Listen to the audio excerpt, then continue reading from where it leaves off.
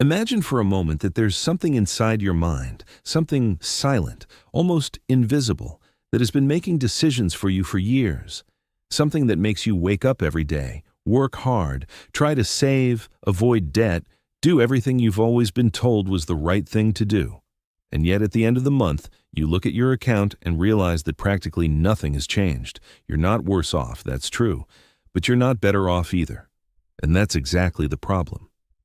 Because as time passes, as the years pile up, something inside you starts to whisper an uncomfortable question. Am I going to stay like this my whole life?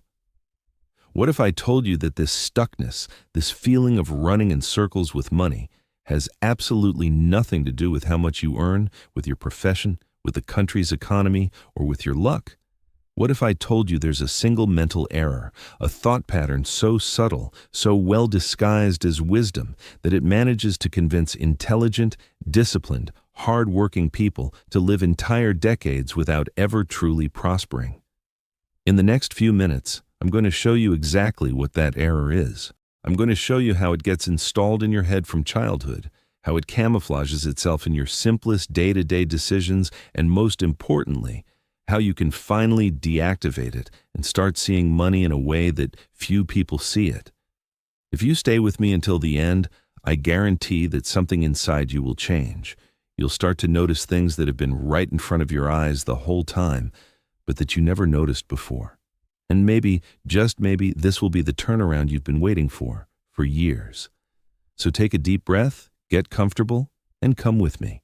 Because what's coming next might be the most important content you'll hear this year. There's a scene that repeats itself every single day in millions of homes across the country, and maybe you'll recognize yourself in it right now.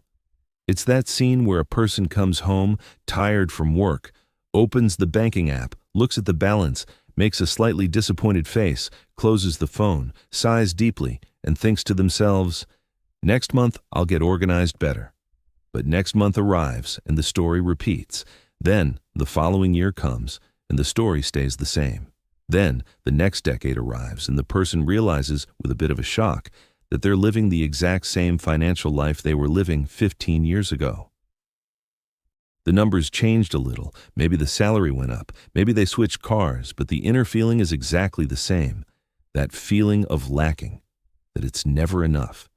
That money comes in through one door and runs out through another without even giving you time to say hello. And so I ask you, and I want you to think honestly before you answer inside yourself, how long have you been living that same scene? How long have you been waiting for something to change, but continuing to do exactly the same things? Because the truth that no one tells you, and that's going to be the thread of everything we're going to talk about here, is that your financial problem isn't financial. It's mental. It's silent. It's so subtle that you don't notice it acting, but it acts all the time in every small decision you make, from breakfast until bedtime. And the worst part is that this error, this thought pattern, doesn't look like an error. On the contrary, it looks like wisdom. It looks like prudence. It looks like the right thing to do. People even praise you for thinking that way. Your mother praises you. Your father praises you. Your friends praise you. Everyone agrees that you're doing the right thing. And that's precisely why it's so dangerous. Because an error disguised as virtue is the kind of error that lasts a lifetime. Let me tell you something that might bother you a little, but that needs to be said. There are two categories of people in the world, speaking specifically about money. The first category is people who think about protecting what they have. The second category is people who think about multiplying what they have. And it seems like a small difference, almost silly, but I guarantee you, that difference is the abyss that separates those who build wealth from those who spend their entire lives chasing their own tail. Think with me. When you earn some extra money, what's your first impulse? Do you think, "I'll save this for an emergency"? Or do you think, "How can this money work to generate more money"? Notice that difference. There's no absolute right or wrong, but there's a pattern. And the pattern of the person who gets rich is completely different from the pattern of the person who merely survives. The person who lives in protection mode is always looking back, always afraid of losing, always preparing for the worst. And look, that even seems sensible, right? After all, who hasn't heard that classic phrase, better safe than sorry? Who hasn't heard that saved money is guaranteed money? Who wasn't taught back in childhood that taking risks is for irresponsible people? But I ask you, what if those phrases, which seem so wise, were actually the invisible chain that's been holding you back your whole life? What if what you learned as wisdom were, in fact, an emotional trap in disguise? I know this might sound shocking, but pay attention to what's coming next, because this is going to change the way you see everything. The human brain, that wonderful organ we carry inside our skull, was not designed to make you rich. It was designed to keep you alive. And those two things, living and getting rich, are completely different.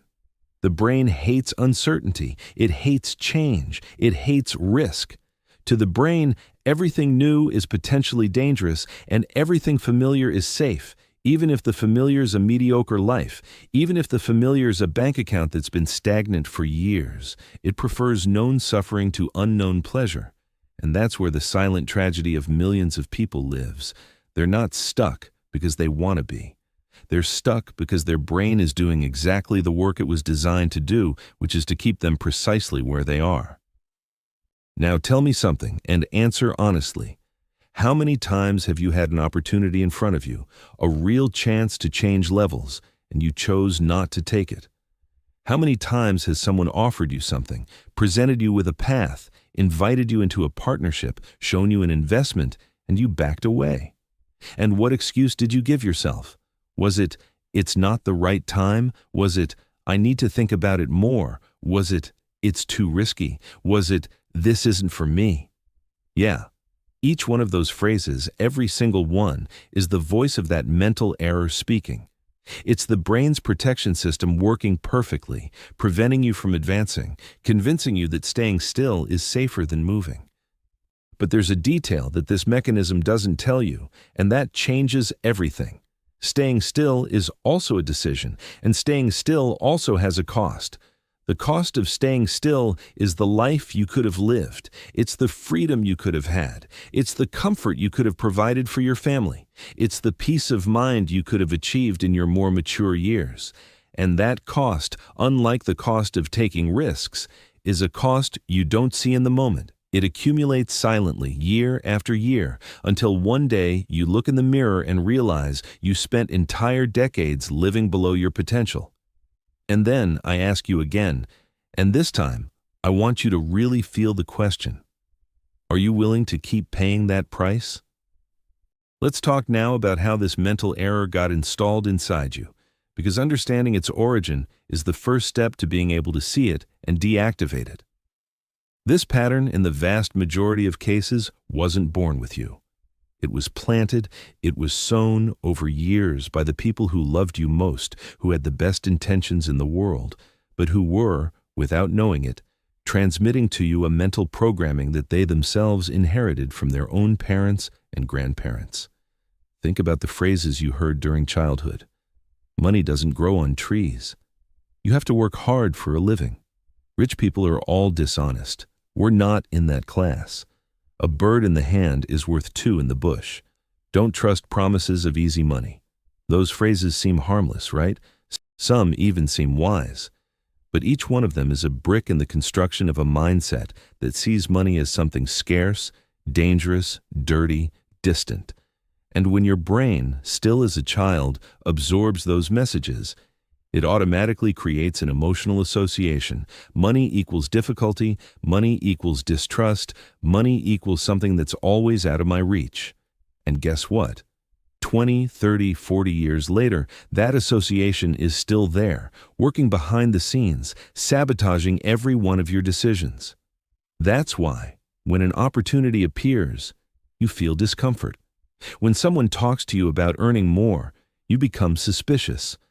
When you imagine a life of abundance, a part of you thinks that's for other people, not for you. And that's not a character flaw. Listen well to what I'm telling you. That's programming. And programming can be rewritten. But to rewrite, first, we need to clearly identify what's written. So let me ask you a few more questions, and I want you to answer from your heart. When you think about getting rich, what's the first image that comes to your mind? Is it an image of freedom, of peace, of positive impact? Or is it an image of materialistic people, of greed, of stress, of problems? When you see someone financially successful, what's your first thought? Is it admiration, curiosity, a desire to learn from that person? Or is it distrust, judgment, suspicion that the person did something wrong to get where they are? When you spend money on something that gives you pleasure, do you feel good or do you feel guilty? Those answers, as simple as they may seem, are X-rays of your unconscious relationship with money. And it's that relationship that, at this very moment, is defining the size of your bank account. There's a phrase I really like, and I'm going to repeat it for you to keep. Money is a mirror. It doesn't create your financial reality. It only reflects what already exists inside you. If inside you there's scarcity, lack, fear, judgment, and guilt, your financial life is going to reflect exactly that. If inside you there's abundance, possibility, confidence, gratitude, and vision, your financial life will start to reflect that too. It's not magic, it's pure psychology. And that's why so many people win the lottery and lose everything in just a few years. It's not because they're stupid. It's because the size of their bank account changed, but the size of their mindset stayed the same. And mindset always wins in the long run. Always. Now, let's go deeper. I want to introduce you, with more clarity, to exactly what this specific mental error is that separates those who build wealth from those who remain stagnant. This error has a technical name, but I'm going to describe it in a way that anyone can understand. This error is called the preservation mindset. It's that mindset that makes you think first about not losing before thinking about gaining. It's that mindset that makes you look at every dollar that comes into your hand as if it were the last dollar you'll ever see in your life. It's that mindset that makes you contract, shrink, reduce instead of expanding. And the opposite of it, which is the mindset that truly builds wealth, is the expansion mindset. It's the mindset that thinks first about multiplying, then about protecting. That sees money as a living tool that needs to circulate, move, work. That understands that idle money, hidden money, money saved out of fear, is money that's dying slowly through inflation and missed opportunities. And here's the most important point I want you to remember. The preservation mindset is presented to us from the very beginning as the responsible, mature, adult mindset. And the expansion mindset is presented as risky, irresponsible, dangerous. That's one of the biggest lies society has ever told.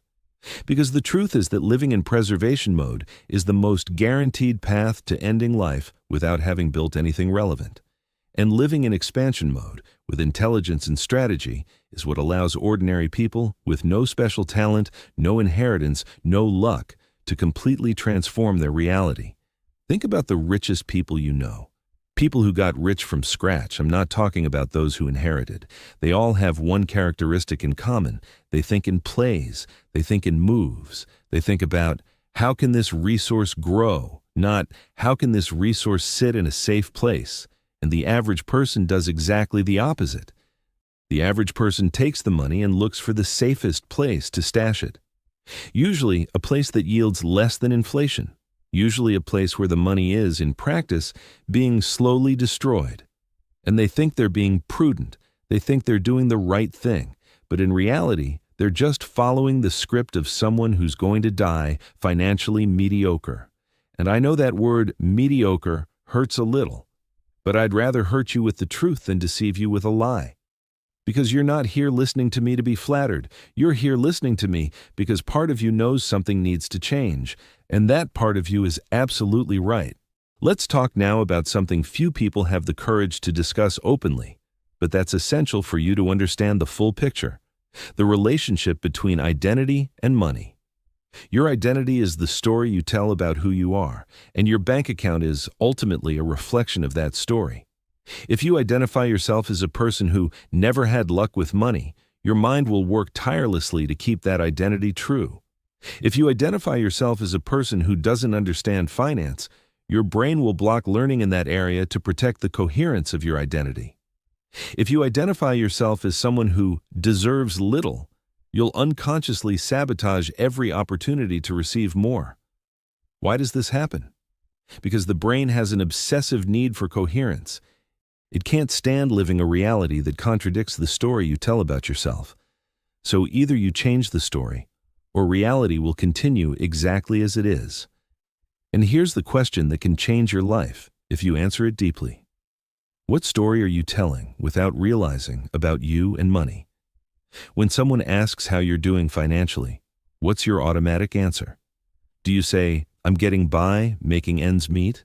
Do you say, money doesn't stay in my hands"? Do you say, "I'm always tight"? Do you say, "I can't afford that luxury"? Each of those phrases is a brick in your financial identity. And while you keep repeating those phrases, your reality has no way to change, because your mind will keep manufacturing exactly that reality you describe. The good news is that identity can be rebuilt, and the process begins with something seemingly simple but extremely powerful: the way you talk to yourself about money. Rich people don't talk about money the way poor people talk. Rich people talk about opportunities, poor people talk about difficulties. Rich people talk about what they're building, poor people talk about what they're suffering. Rich people speak in the future, poor people speak in the stuck present. And look, I'm not using the word poor as an insult. I'm using it as a description of a mindset, not a social class. There are many people with money who have a poor mindset, and there are many people without money yet, but with a rich mindset, who are just beginning the journey. Mindset comes before money, always. Now I want you to stop for a moment before we continue and take a deep breath, because what's coming now is the practical part, the part where we're going to start building inside your mind the new pattern, the pattern of those who grow financially. But for this to work, you need to be willing to see yourself with honesty.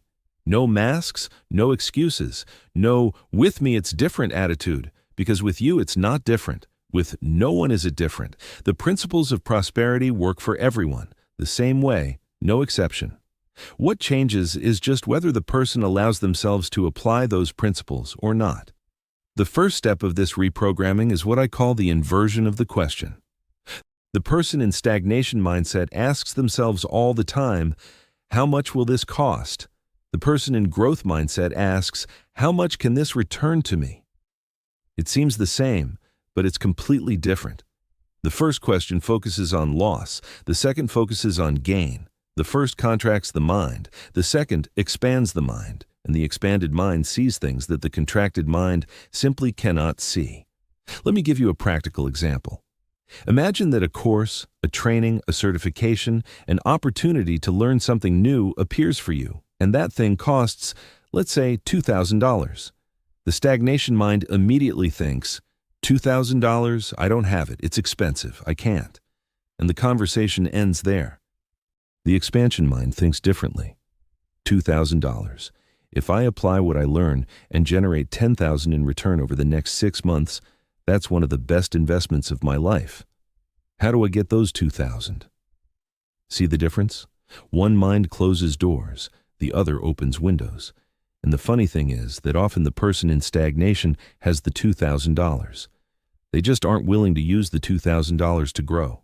They prefer to use the $2,000 on something that falls apart in a week, but not on something that could transform their life forever. Why? Because ephemeral spending is familiar. Investing in growth is unknown. And as we've already seen, the brain prefers the known, even if the known is stagnation. So answer me here, inside yourself.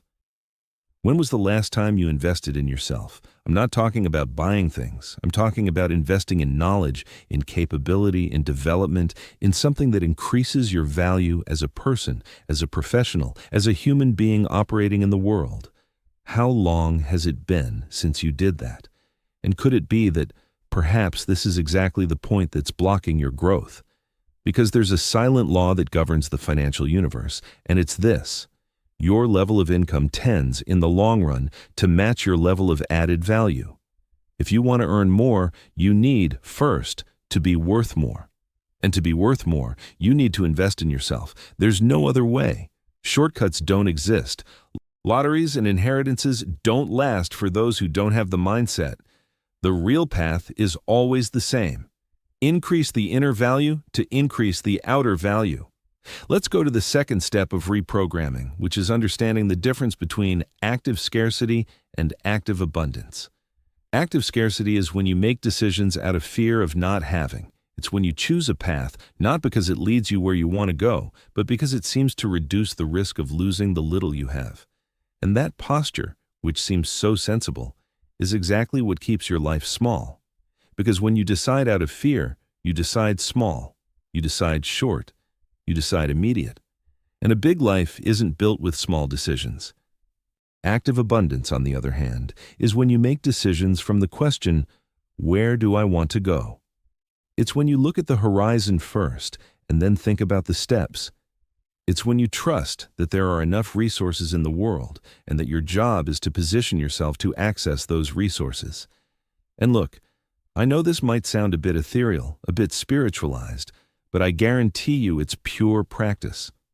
Because the person who thinks in abundance acts differently. They ask differently. They negotiate differently. They position themselves differently. They attract different people. They build different relationships. And those differences, added up over the years, produce a different life. Now I ask you, when you go to sleep tonight, with what thought are you going to fall asleep?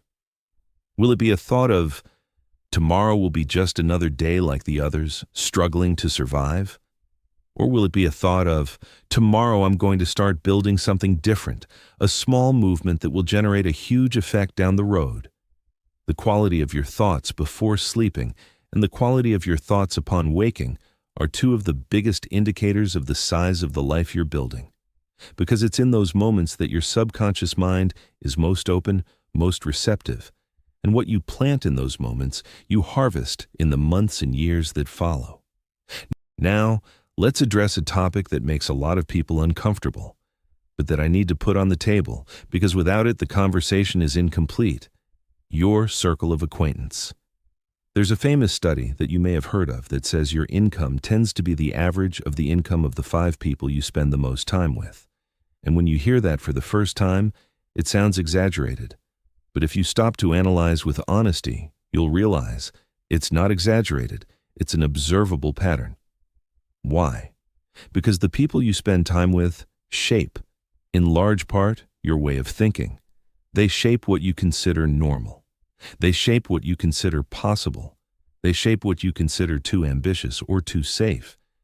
And if the 5 closest people to you have a stagnation mindset, it becomes practically impossible for you to develop a growth mindset, because you'll be pulled down all the time, in conversations, in opinions, in subtle judgments. And here I'm not saying you need to abandon the people you love. That's not it. I'm saying you need to consciously expand your circle. You need to start putting people in your life who think differently from how you think today. People who are a few steps ahead of you.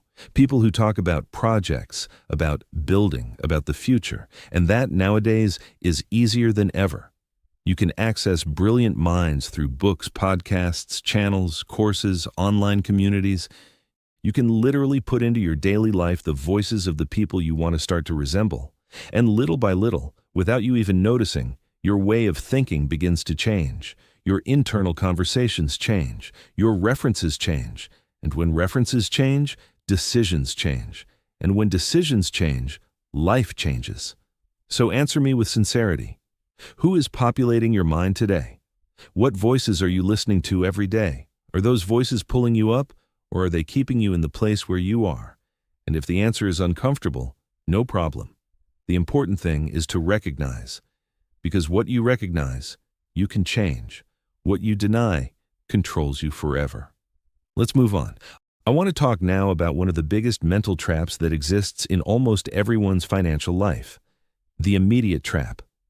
The immediate trap is that voice inside you that says, just this once. It's that voice that asks you to buy what you don't need, spend what you'll miss, give in to short-term pleasure in exchange for long-term freedom. And that voice is strong. It's persistent. It uses seductive arguments. It says, you deserve it. You've worked so hard, you need to reward yourself. And look, reward is important. I'm not preaching that you should live a life of total deprivation. That would be insane and not even sustainable. What I'm saying is different. What I'm saying is that you need to learn to differentiate the reward that elevates you from the reward that buries you. The reward that elevates you is the one that increases your quality of life without destroying your financial structure. The reward that buries you is the one that gives you quick pleasure in exchange for months of tightness. And the problem is that most people live in a perpetual cycle of rewards that bury them. They work, earn money, spend it all on things that fall apart quickly, get tight at the end of the month, feel guilty, promise they'll change, but the next month they do exactly the same thing. And so, tell me, do you recognize yourself in that cycle? How many years of your life have you already spent in that cycle? And most importantly, what needs to happen for you to get out of it? Because I guarantee you, no one's going to get you out of that cycle except yourself. There's no government that's going to rescue you. There's no boss that's going to save you with a raise. There's no lottery that's going to solve it. The only way out is built from the inside out, decision by decision, day after day. And that leads me to a concept I consider one of the most important for those who want to change levels. The concept of delayed gratification. Delayed gratification is the ability to accept a small discomfort now in exchange for great comfort later. It's the ability not to eat the candy today in order to have the banquet tomorrow. And that ability, as simple as it may seem, is one of the biggest differences between those who prosper and those who don't. People who can delay gratification tend to build wealth, tend to develop skills, tend to create relevant projects. People who can't delay gratification, even working a lot, tend to live a life that's always tight, always running, always putting out fires. And the question that remains is, how do you develop that ability? The answer is, by starting small. Start delaying small things. Start saying no to small expenses that don't make a real difference in your life. And reinvest those small amounts in something that produces a return, whether it's knowledge, a small investment, anything that puts money back in your pocket down the road. And keep increasing little by little. Little by little, your mind gets used to it. Little by little, discomfort becomes comfort. Little by little, what seemed like sacrifice becomes pleasure. Because you start to taste the results appearing. And when you taste the results, you don't want to go back to the old cycle anymore. Now, let me tell you something that few people tell you, but that's absolutely true. Your financial life doesn't change in giant leaps. It changes in tiny movements, repeated consistently over time. People love the idea of a spectacular turnaround, of a magical moment when everything transforms. But reality is less cinematic and more powerful. Reality is that people who changed their lives did so through small daily decisions sustained over years. And that's why so many people give up halfway. Because the turnaround doesn't happen in the first month. It doesn't happen in the third month. Sometimes it doesn't even happen in the first year. But for those who persist, it always happens. Always. And here I ask you, and this question is important, are you willing to make small changes, repeated every day, without seeing immediate results, trusting that the result will appear? Or are you still waiting for a magic formula, a shortcut, a brilliant move that will solve everything at once? Because if you're waiting for the shortcut, you'll wait your whole life. The shortcuts that exist are the shortcuts of consistency. And no one wants to hear that, but it's the truth that liberates. Now I'm going to tell you something that might bother you a little, but that's fundamental for you to understand the game. Most people are not going to prosper. And it's not for lack of intelligence. It's not for lack of opportunity. It's because most people aren't willing to do what needs to be done. They want the result, but they don't want the process. They want the destination, but they don't want the journey. They want the harvest, but they don't want the planting. And that's a legitimate choice. Everyone has the right to choose how to live. But if you're here, listening to me until now, I assume you want to be in the minority. You want to be one of the people who actually changes levels. And for that, you need to accept that the path requires things that most don't want to do. It requires studying when others are getting distracted. It requires saving when others are consuming. It requires investing when others are spending. It requires building when others are complaining. It requires planning when others are improvising. And those choices, repeated for years, create a completely different life. It's not more luck, it's more choice, it's more discipline, it's more vision. Let's talk now about something many people ignore, but that's decisive for financial health: your relationship with time. People who prosper see time as the most valuable resource that exists. People who stagnate see time as something that needs to be filled. That difference is colossal. When you see time as valuable, you start asking questions like, is this time I'm spending here bringing me closer to or pushing me further from my goals? Is this time I'm dedicating to this person elevating me or draining me? Will this time I'm investing in this activity produce some kind of future return? And when you start asking those questions, you naturally begin to redistribute your time more intelligently. You start cutting what doesn't lead you anywhere. You start prioritizing what builds you up. And the effect of that on your financial life is enormous, because money is, ultimately, time well used. Whoever uses time mediocrely has mediocre results. Whoever uses time with intelligence and focus has extraordinary results. So tell me, how are you using your time? How many hours a day do you dedicate to things that build you up? How many hours a day do you dedicate to things that distract you? And if you did an honest audit of your week, what would you discover about your use of time? Because time is the only resource that, once lost, never comes back. Lost money, we recover. Lost time, never. And most people treat time with absurd irresponsibility, spending hours and hours on activities that lead nowhere, and then complaining that they can't get ahead in life. It's not a coincidence. It's a consequence. I'm now going to introduce you to a principle that has completely changed the lives of many people who have studied the psychology of prosperity in depth. That principle is this: your external life is always a reflection of your internal life, always, without exception. If your financial life is chaotic, it's because there's an internal chaos that hasn't yet been organized. If your financial life is stagnant, it's because there's a mental stagnation that hasn't yet been resolved. If your financial life is growing, it's because there's an internal expansion underway. And that means trying to change the external life without changing the internal life is like trying to clean the image in the mirror by wiping the mirror instead of wiping your face. You can wipe as much as you want. The dirty image will keep appearing because the problem isn't the mirror. The problem is what's being reflected in it. And that's one of the reasons why so many people take finance courses, expense spreadsheets, budget plans, and still can't prosper. Because those tools are useful, but they only work when the internal foundation is aligned. Without that foundation, any tool becomes useless. It's like giving a Formula One car to someone who has never driven. The power's there, but the person can't use it.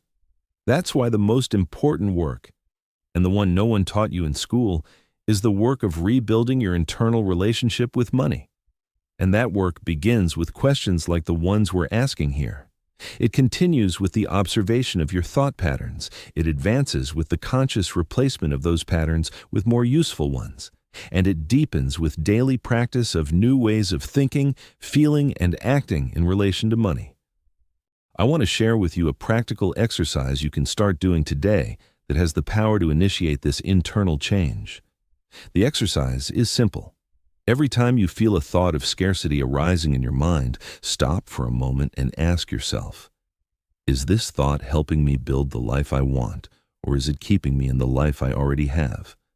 Just that question. Just that. And little by little, you'll start to notice the absurd amount of automatic thoughts that pass through your head every day, pulling you down, convincing you of impossibility, anchoring you in fear. And when you start to see those thoughts, you gain the power to no longer identify with them. You start to understand that you are not your thoughts. You are the consciousness that observes the thoughts. And the consciousness that observes can choose to pay attention to some and ignore others. That's the beginning of mental freedom. And without mental freedom, there is no financial freedom. Let's talk now about an area few people have the courage to visit deeply: your relationship with receiving. Yes, you heard right. Receiving. Because a large portion of people have an enormous difficulty with receiving. They're receiving compliments, receiving help, receiving money, receiving abundance, and that difficulty isn't obvious. It acts behind the scenes. The person who has difficulty receiving sabotages opportunities without realizing. They charge less than they could. They accept less than they deserve. They dodge situations where they could earn more. They feel uncomfortable when someone wants to give them something as a gift. They diminish their own value all the time. And the root of that difficulty is usually in an old, deeply rooted belief that receiving is wrong, that receiving is selfishness, that receiving implies owing something, that receiving is shameful. And that belief, when not worked through, becomes an invisible ceiling that limits how much life can deliver to you. Because life only gives you what you're willing to receive. If you're not willing, it passes you by. I ask you, how do you feel when someone wants to give you something? Do you accept it naturally, or do you start refusing, defending yourself, saying, "You didn't have to"? When someone compliments you, do you receive the compliment in full, or do you immediately diminish it, saying, "Ah, come on, it was luck"? When you need to charge for your work, do you charge with ease, or do you feel a knot in your throat, a desire to apologize, a feeling that you're asking for too much? Those reactions are extremely important clues about your pattern of receiving. And expanding that pattern is an essential part of the prosperity process. I want to talk now about another crucial point, which is the way you position yourself in front of opportunities. Opportunities, contrary to what many people imagine, don't appear ready, packaged with a bow on top. They usually appear disguised as a problem, disguised as a challenge, disguised as something uncomfortable that requires courage to face, and that's why most people pass by opportunities without recognizing them. They're waiting for the opportunity to come with a flashing sign, but the opportunity came in the form of extra work, change, controlled risk, novelty. And since the person is in protection mode, they say no. And later they keep watching others accept that same opportunity and prosper, and complain that nothing good ever appears for me. It appeared. You just didn't see it. And you didn't see it because your eyes were trained to see problems, not possibilities. The eyes of prosperity see differently. They see in every situation what can be built there. And that vision develops with practice. With constant practice of asking different questions in the face of life situations. Instead of asking, "Why is this happening to me?" the prosperous mind asks, "What is this situation teaching me?" Instead of asking, "What's the problem?" it asks, "What's the opportunity?" Instead of asking, "Why is it difficult?" it asks, "How can it be done?" That change of questions, over time, trains the entire brain to operate at another frequency. And at that new frequency, life starts to deliver answers that previously seemed impossible. I'm going to tell you now a truth that may hurt, but liberates. No one is responsible for your current financial situation except yourself. I know. There's the government, there's the economy, there's unemployment, there's inflation. There are 1,000 external factors. And all those factors are real, I'm not denying that. But all those factors affect everyone. And even within the same scenario with the same difficulties, some people prosper and some sink. Why? Because the deciding factor was never external. The deciding factor has always been how you respond to what is external, and that response is 100% yours. And here's the beauty of that truth. If you're responsible for your current situation, then you're also the only one capable of changing it. If the fault were others, the economies, the governments, then there would be no way out because you don't control those factors. But since the responsibility is yours, the way out is also yours, and that's liberating. That returns to you the power you had handed over to the world. I ask you, are you willing to take total responsibility for your financial life without blaming anyone else anymore, without expecting someone to come rescue you, without telling stories about why you can't? Are you willing to look in the mirror and say, "From today it's on me, and I'm going to build what needs to be built"? Because it's from that moment, and only from that moment, that your life truly begins to change. Let's talk now about a trap that catches many people, especially those who start studying about prosperity. The trap of consuming information without action. There are many people today who watch videos, read books, listen to podcasts, take courses, and feel like a specialist on the subject. But when you look at that person's practical life, nothing has changed. Why? Because information without application is entertainment, not transformation. Knowledge only becomes power when it becomes action. And to become action, you need to leave the comfort zone, which is exactly what the brain is trying to avoid all the time. That's why it's so easy to consume and so difficult to apply. Consuming doesn't require risk. Applying requires risk. Consuming keeps you in your bubble. Applying takes you out of the bubble. Consuming is comfortable. Applying is uncomfortable. And most people choose comfort and then complain that they study a lot but nothing improves. They do study, but they don't apply. So answer me, with all the honesty in the world, from the knowledge you already have today about money and about life, what percentage are you actually applying? 20%? 10%? 5%? And what would need to happen for you to start applying more? Because the truth is that you already know enough to take at least the next 5 steps. You're just not taking them. And you're not taking them because something inside you is preventing you. Identifying what that something is the most important work you can do for your financial life. I want to talk to you about a concept that few address, but that is fundamental: the concept of worthiness. Worthiness is a deep layer of our psychology that defines how much we think we deserve to receive. And almost always, without realizing, we put ourselves in a position of deserving little. That comes from countless sources. It comes from the education we received, where we were taught that asking is ugly, that accepting is embarrassing, that wanting more is greed. It comes from life experiences, where maybe we were humiliated at some moment for desiring something that was above what others thought we could have. It comes from the comparisons we make, where we think we're less than others, and so we settle for less. And that layer of worthiness acts as an invisible thermostat in your life. If your inner thermostat is set to a certain level, your life will adjust to that level, even if situations try to elevate you above it. That's why you see people who earn extra money and right away, a problem appears that eats up exactly that amount. People who get a promotion and right away find a way to spend everything they earned extra. People who inherit something and lose it in a few years. It's not a coincidence. It's the inner thermostat working to maintain coherence with what the person believes they deserve. And raising that thermostat requires deep, conscious, continuous work of allowing yourself to deserve more, of accepting that you are worthy of a bigger life, of understanding that receiving abundance doesn't make you worse, it just makes you more capable of impacting the world around you. I ask you, how much deep down do you think you deserve to earn per month? And that amount that appeared in your mind, is it bigger or smaller than what you earn today? If it's similar to what you earn, that's a clue that your thermostat is exactly set to your current level. And to change levels, you need, first, to change that internal perception. Let's now explore another aspect that's intimately linked to prosperity, which is the way you relate to mistakes. Because one of the biggest barriers to financial growth is the fear of making mistakes. People have an absurd dread of making mistakes with money, dread of making an investment that doesn't work out, dread of trying a business that doesn't succeed, dread of making a decision and finding out later that it was the wrong decision. And that fear paralyzes.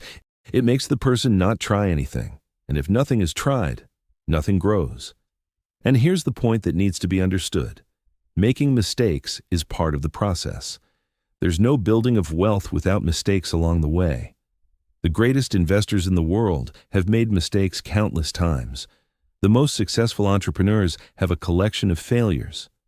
The difference between them and the majority isn't that they didn't make mistakes. The difference is that they continued, learned from the mistakes, adjusted course, and moved forward. While most people, upon making a single mistake, close the doors forever, swear never to try again, and use that mistake as justification for an entire life of stagnation. And so tell me, how many mistakes are you willing to make on the path to your prosperity? Because if your answer is 0, your prosperity will also be 0. And how many mistakes are you already using today, in your past, as an excuse not to try again? Because every mistake from the past, when well used, is a brick in the construction of your future. And every mistake from the past, when poorly interpreted, is a chain that holds you forever in the same place. I'm going to share with you a way of looking at mistakes that can change your life. Every mistake is information. It's not punishment. It's not failure. It's not shame. It's information. It's life showing you that that specific path didn't work and giving you precious data for you to adjust course and try again with more intelligence. Whoever understands that turns mistakes into school. Whoever doesn't understand turns mistakes into prison. The choice is yours. Always. Let's talk now about something that touches a sensitive nerve, but that needs to be addressed: your relationship with other people's money. Yes, other people's. Because the way you feel about other people's money reveals a lot about your capacity to prosper. When you see someone prospering, what's your inner reaction? Is it admiration? Is it inspiration? Is it a genuine desire to see that person grow even more? Or is it envy? Is it judgment? Is it a subtle thought of why her and not me? Is it a feeling that other people's wealth is a threat to your own possibility of having? That last one is the most common form and the most damaging. Because when you feel threatened by other people's prosperity, you're sending to the universe, to your unconscious, and to your own life a clear message: abundance is dangerous, and your unconscious, always faithful to coherence, will work to keep you away from it. The people who prosper most, I guarantee you, are people who celebrate other people's prosperity. They rejoice in others' success. They get inspired by those who are ahead. They know that one person's abundance doesn't take away another's abundance, because abundance isn't a limited cake, where if one eats a bigger slice, less remains for others. Abundance is like knowledge. The more it's shared, the more there is for everyone. Whoever understands this prospers. Whoever doesn't understand lives in perpetual scarcity, even when they have money in their pocket. I'm going to ask you again, and I want you to answer with absolute sincerity, even if it hurts a little. How do you react deep down when someone around you prospers more than you? Do you genuinely rejoice, or is there a hint of discomfort? There's no problem in recognizing the discomfort. Everyone has felt it. The problem is not recognizing it and letting that discomfort continue acting behind the scenes, sabotaging you. When you recognize, you can work on it. When you deny, you become a hostage. Let's move on and address another fundamental point: your level of exposure. By level of exposure, I mean how much you expose yourself to opportunities, to new people, to different ideas, to environments that are above your current standard. Most people live in an extremely closed bubble. They go to work, come home, talk to the same people, frequent the same places, consume the same information, and in that predictable routine, life rarely presents novelty. For new things to start happening in your life, you need, necessarily, to change your routine. You need to frequent new places, to meet people who are at another level, to expose yourself to conversations that broaden your view, to enter environments where you're not the most experienced, but the one with the most to learn. Because it's in those environments that opportunities arise. It's in those encounters that connections are born. It's in those exposures that your mind is forced to expand. And when the mind expands, life expands. I ask you, when was the last time you put yourself in an environment where you knew the least? How long has it been since you met new people who had something to teach you? How long has it been since you frequented places that are outside your usual routine? If the answer is a long time, that's a clear clue that your life is becoming stagnant not by chance, but by pattern. And breaking that pattern is your choice, and it can start today, with small steps. I'm now going to share with you a reflection on the concept of gratitude, which may seem like a spiritualized topic, but that has a direct practical application in financial building. Gratitude is the opposite of scarcity. While scarcity focuses on what's lacking, gratitude focuses on what exists. While scarcity sees problems, gratitude sees gifts. And when you operate in gratitude mode, your brain releases substances that improve your mood, your clarity, your creativity, your disposition. And those qualities are exactly the ones that produce actions that generate results. Scarcity, on the contrary, generates stress, anxiety, paralysis, bad decisions. Therefore, training gratitude daily isn't fluff. It's mental strategy. It's one of the most effective ways to change the inner frequency at which you operate. And that can be done very simply. Every day upon waking, you can mentally list 3 things you're grateful for, even if they're small things. Every day before sleeping, you can mentally review 3 good moments that happened, even if they were subtle. That exercise, over time, recalibrates your attention. You start to notice more good things simply because your brain has been trained to look for them. And when you notice more good things, your inner sense of abundance increases. And when your inner abundance increases, your ability to create outer abundance increases. Everything is connected. Let's talk now about an aspect many people underestimate, the importance of your daily rituals. Your life is made of rituals. What you repeat every day, even without realizing, is what builds your destiny. And most people have rituals that go in the opposite direction of their goals. They wake up late, take a long time to start the day, spend hours on distractions, eat poorly, don't exercise, don't study, don't plan, go to bed late, and the next day repeat everything again. And then they complain that life doesn't change. But how is it going to change if the rituals are the same? Life doesn't change when we want it to change. It changes when we change the rituals. That's why one of the first things worth looking at carefully is your morning. How do you start the day? Do you wake up already checking your phone, diving into bad news, social media, messages? Or do you wake up with a moment of clarity, of organization, of connection with yourself? The way you start the day determines in large part the quality of the entire day. And the quality of your days, added up over time, determines the quality of your life. It's not an exaggeration, it's pure accumulation. If you wake up every day in reactive mode, your life will be a reactive life. If you wake up in conscious mode, your life will be built with more consciousness. I ask you, how will your next morning be? Will it be the same as today's? Or will you start designing a morning that serves your goals, instead of a morning that just reacts to what appears? Small changes in this area produce huge effects over the months. Let's now address a point that may be challenging, but that needs to be said. Your relationship with the work you do. Many people have a resentful relationship with their work. They work complaining. They work with a feeling that they're being exploited. They work thinking they deserve more than they receive, but without doing anything to change that situation. And that energy, that constant resentment, is one of the biggest financial blocks that exist. Because when you work resentful, you don't deliver your best. When you don't deliver your best, you don't stand out. When you don't stand out, opportunities don't come. And then the cycle is maintained. The person who takes the work they have today, even if it's not ideal, and decides to deliver excellence there, automatically creates a reputation. They are seen. They are remembered. And it's from them that doors begin to open. It doesn't mean you need to love your current job. It means that while you're in it, you do it with quality. Because the path to bigger things always passes through excellence in current things. Whoever is careless with little isn't trusted with much. That's a law that's invariably fulfilled. I ask you, how is your delivery in what you do today? Do you do it on autopilot, just waiting for the end of the workday? Or do you dedicate yourself to doing it with quality, even when no one is watching? Because life is always watching. And what you sow in your daily tasks, even the small ones, is exactly what you'll harvest in your future opportunities. Let's move on. I want to talk to you about a very important aspect, your positioning. By positioning, I mean the way you present yourself, how you communicate, how you're perceived by others.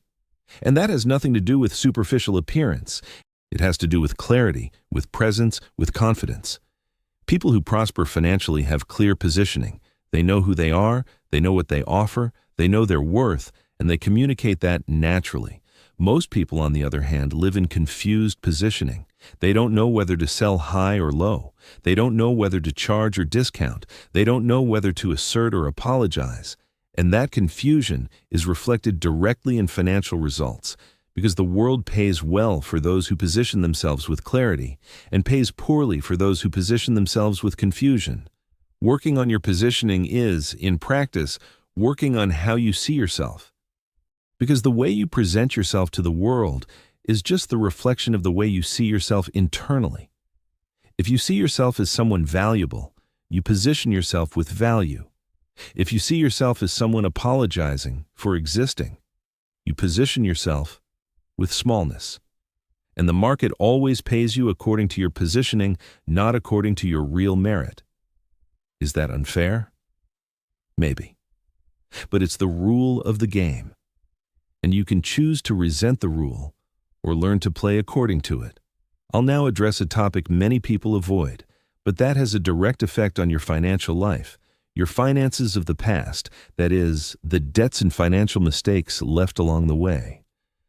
Many people carry an enormous weight of shame, of guilt, of anger at themselves for having made bad financial choices in the past. And that weight, instead of helping to improve, paralyzes. The person becomes so involved in remorse that they can't build anything new. And here's a truth. The past can't be changed, but it can be reframed. Every debt, every mistake, every bad financial decision, when well used, becomes school, becomes learning material, becomes fuel for you not to make the same mistakes now. But for that, you need to stop punishing yourself. You need to make peace with your financial past, to recognize that at that time, with the consciousness you had, it was the possible decision. And today, with expanded consciousness, you make better decisions. That self-forgiveness is more important than it seems. Because while you hate yourself for what you did, part of your energy is stuck back there, instead of being available to build the present. And without available energy, the present isn't built. I ask you, have you forgiven yourself for your bad financial decisions of the past? Or do you still carry resentment toward yourself because of them? If you still carry it, that may be the most important knot you need to untie now. Because without releasing the past, the future doesn't arrive. Let's talk now about something that seems simple but is decisive: your body and emotional language around money. Notice how you behave when you need to pay for something. Do you pay with lightness or do you pay with tightness? Notice how you talk about your prices if you have a product or service. Do you speak with confidence or do you speak apologetically? Notice how you react when someone offers you something expensive. Do you react with naturalness or do you react as if it were absurd? All of that is clues. All of that is reflections of your internal relationship with money. And changing those small reactions over time modifies your financial frequency. You start operating at another emotional level, and the emotional level is what determines the material level. We're now entering the home stretch of this conversation, but it might be the most important. I want to talk to you about the concept of vision. Vision is the mental image you carry of your future. And almost everyone carries a small vision without knowing. When you ask an ordinary person how they imagine their life 10 years from now, the answer is usually vague or similar to the present or a slightly improved version of what they already have.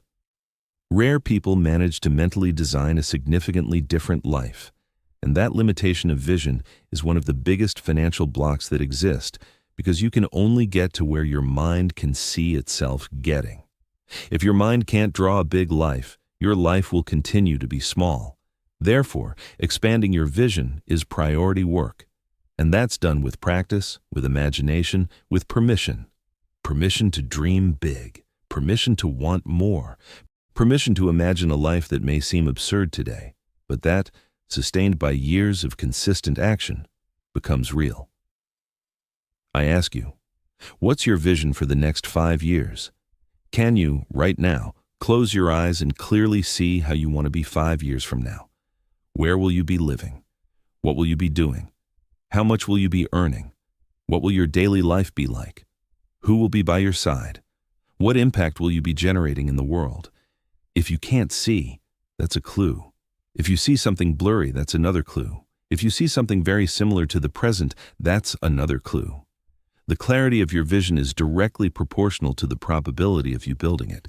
And drawing that vision with clarity is one of the most powerful exercises you can do for your financial life. So start drawing. Write, think, visualize, rewrite, refine, come back. And little by little, that vision becomes clearer, more detailed, more alive. And the more alive it is inside you, the more it begins to manifest outside you. Let's talk now about the importance of commitment. Commitment is the rarest thing in the world, and that's why it's the most valuable. There are a lot of people interested in changing their lives, but very few people committed to changing their lives. Interest is easy. You just feel like it. Commitment is hard. It's keeping the will active on good days and bad days. It's continuing when the initial enthusiasm fades. It's doing what needs to be done, even when you don't feel like it. And it's commitment, not interest, that produces results. People who prosper aren't the most talented, nor the smartest, nor the luckiest. They're the most committed. They're the ones who decided way back that they were going to build a different life and kept that decision alive, day after day, year after year, even in the face of difficulties. I ask you, and this is a serious question, are you interested in changing your financial life, or are you committed to changing your financial life? And what's the practical difference today in your routine between those two states? Because if it's just interest, nothing's going to change. If it's real commitment, everything starts to change. And commitment renews itself every day. It's not a one-time decision. It's a repeated decision, a decision not to give up, even when it would be easier to give up, a decision to keep believing, even when results haven't appeared yet. A decision to keep building, even when the world seems to say it's not worth it. We're getting close to the end of this conversation, and I want to leave you with some final reflections that can serve as a compass for the next months and years of your life. First, your greatest resource is your mind. Take care of it, feed it, protect it. What you watch, read, listen to, talk about, think about, all of that builds or destroys your mind. And a well-built mind produces results that seemed impossible. A poorly built mind wastes opportunities that seemed obvious. Second, small daily decisions build great destinies. Don't despise the small. The small repeated is gigantic. Each of your decisions, even the smallest, is adding to or subtracting from your future. Choose to add always. Third, patience is the virtue of the prosperous. Whoever wants everything fast loses everything fast. Whoever accepts the necessary time builds something lasting. Nature isn't in a hurry, and yet everything is fulfilled. Learn from that.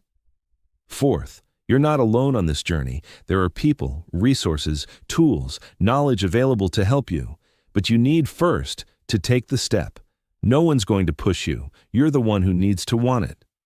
Fifth, time is the test of everything. Truths resist time, lies fall apart.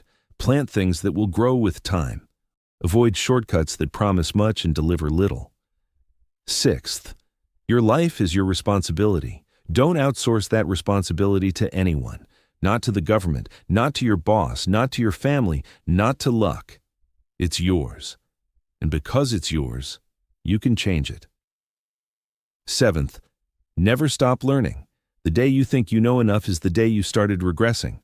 The prosperous are eternal students. They learn from books, from people, from experiences, from mistakes, from life as a whole.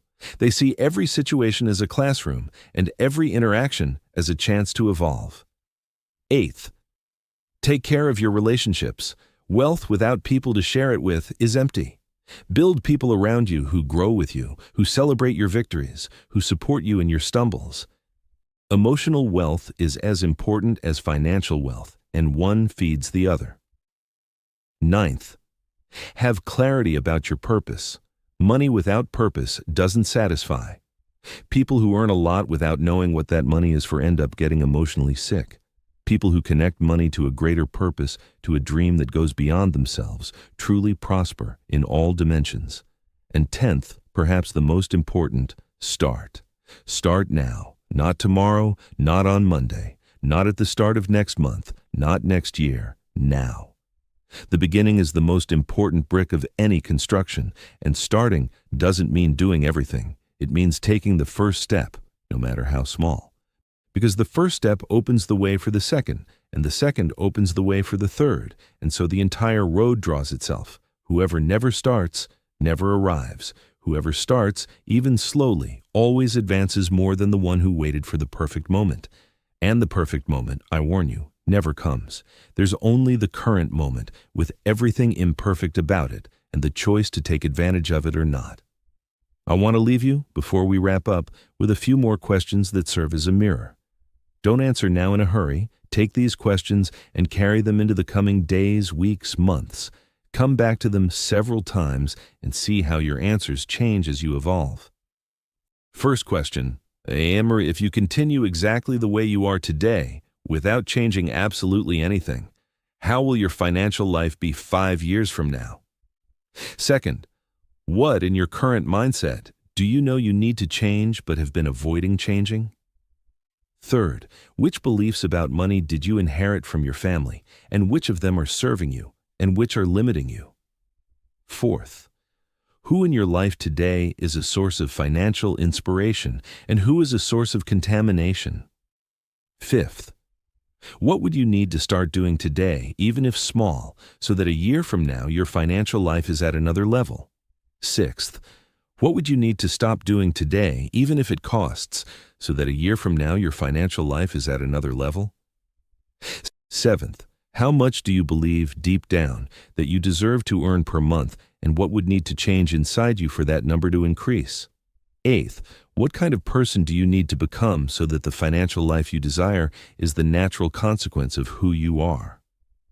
Ninth, what are the next 3 concrete steps you can take in the next 2 weeks toward your new financial life? 10th, are you willing to commit to those steps and to sustain that commitment even when the initial enthusiasm fades? Those questions, when worked on with depth, have the power to transform your life, not because they're magical, but because they force you to leave autopilot, to stop living in autopilot mode, and to start operating consciously. And it's consciousness that builds new realities. Before we wrap up, I want to tell you something very important. Looking right into your eyes, even if it's through this conversation, you are capable. You are capable of more than you imagine. The life you dream of is within your range of possibilities. It's not fantasy. It's not illusion. It's not a thing for others. It's for you too, if you decide to claim it. But deciding to claim means taking responsibility.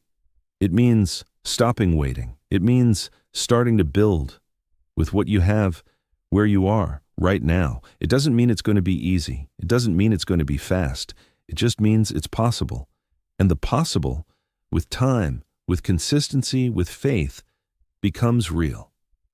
I believe in you, but more important than that, start believing in yourself. Because while your belief in yourself is smaller than the belief others have in you, your life doesn't change. It changes when you start believing in yourself more than anyone else believes. When you start trusting your capacity. When you start seeing yourself as the builder of your own reality. And remember, the silent mental error that separates those who build wealth from those who remain stagnant is, deep down, the refusal to take on that builder identity. It's the preference for the spectator identity. It's the choice, even if unconscious, to live life watching others live instead of starring in your own story. And that choice can be reversed today, not tomorrow. Today. At the moment this conversation ends, at the moment you get up and start acting differently from how you've been acting. If you recognize in yourself the patterns we talked about here, and if you felt at some moment that tightness in your chest of, this is exactly about me, congratulations. That tightness is the beginning of change. It's your consciousness opening its eyes for the first time.